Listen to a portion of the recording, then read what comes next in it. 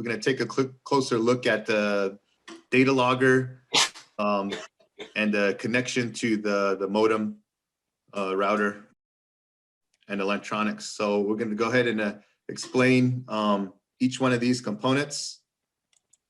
So I'd like to bring on Christian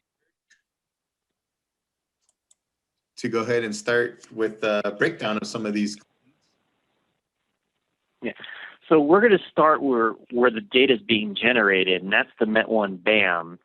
So if you look up at the wiring connecting the Met1 BAM to the data logger, so if you pan over to the data logger itself, you'll see wiring that's connected to the BAM. So this site is collecting all the Met1 BAM data via analog cabling.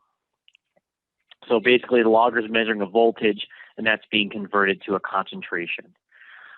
From the logger, since the only way to collect data off this type of logger is through a serial connection, and this site we connect through over the internet, we need to be able to convert that serial signal to a TCP/IP Ethernet signal.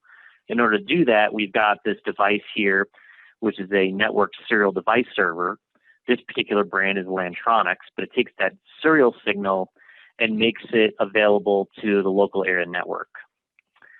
And so then you'll have an Ethernet cable coming out of that serial device server that's then connected to our modem router, and then that is connected to, that white cable is connected to the serial device server, and then the blue cable from the router is connected to basically your internet source.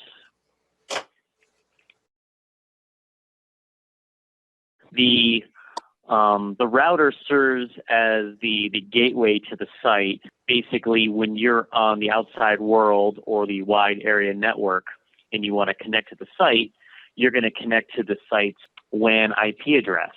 But as you do, there's more information needed in order to access the devices on the LAN, the local area network.